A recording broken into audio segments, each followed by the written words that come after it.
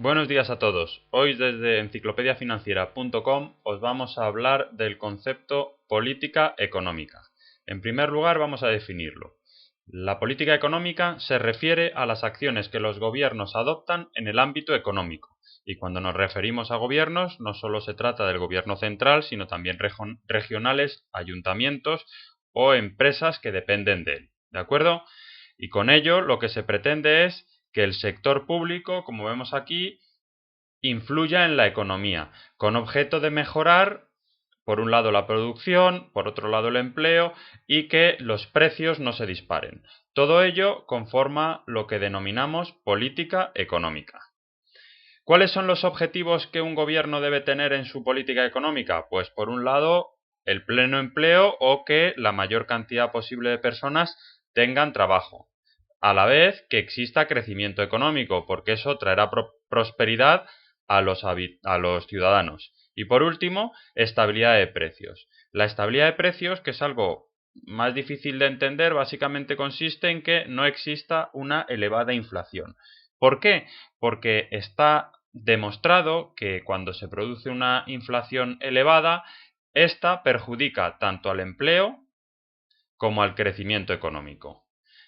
Por ejemplo, la subida en los precios hace que, una vez que cobran los trabajadores su sueldo, tengan que ir corriendo a una tienda a gastárselo, porque si la inflación está disparada, conforme pasa el tiempo, ese dinero que tienen cada vez vale menos. Y por otro lado, el hecho de que haya una inflación elevada perjudica que haya crecimiento económico, ya que dificulta la actividad empresarial, ya que entre que tú compras unos productos, los fabricas y los vendes, se producen unas diferencias de valor entre los distintos recursos que utiliza una empresa que dificulta su gestión.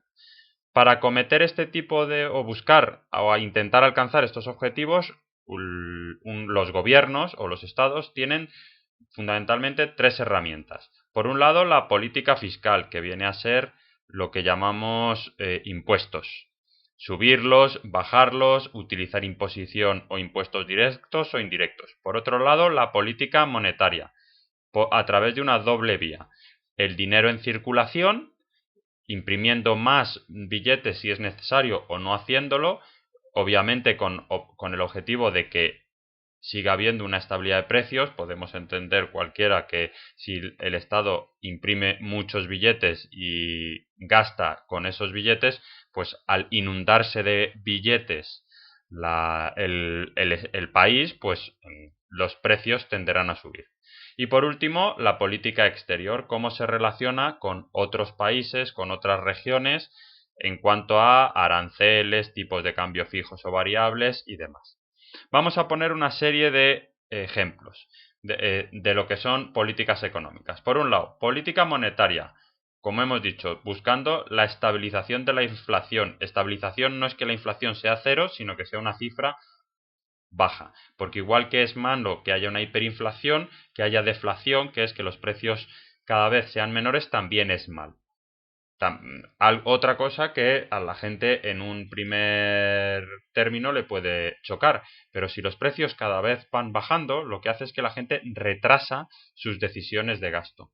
Pues no me lo compro hoy porque dentro de una semana valdrá menos. ¿Esto es que hace? Pues que ralentiza o paraliza completamente la economía, porque la gente deja de comprar. Si deja de comprar, pues se deja de producir, y si se deja de producir, hay gente o empleados que no son necesarios en las tiendas o en las fábricas, con lo cual se aumenta el paro. Otro ejemplo, política comercial o cambiaria, que se refiere a imponer tarifas o aranceles, acuerdos comerciales con distintos países, cómo se relaciona el gobierno con instituciones internacionales como el Banco Mundial o el Fondo Monetario Internacional. Otro tipo de políticas destinadas al crecimiento económico, como planes de infraestructura, de desarrollo, de apoyo a la investigación y el desarrollo, y más de ese tipo de herramientas. Cómo el Estado invierte o fomenta la educación, el sistema educativo, las universidades, hasta qué punto están cubiertos con becas. Todo ese tipo de políticas pretenden generar crecimiento.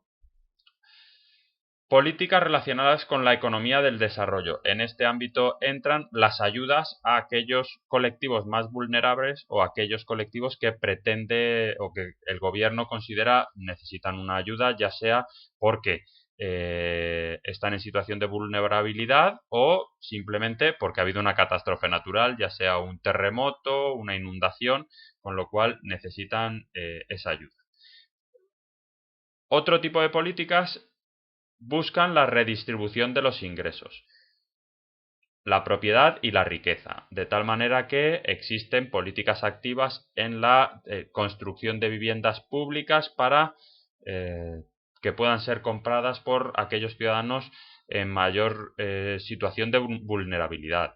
Existe o puede existir el impuesto de patrimonio que permite que aquellos que más tienen más paguen, hecho que también se consigue con el impuesto de la renta, ya que suele ser proporcional.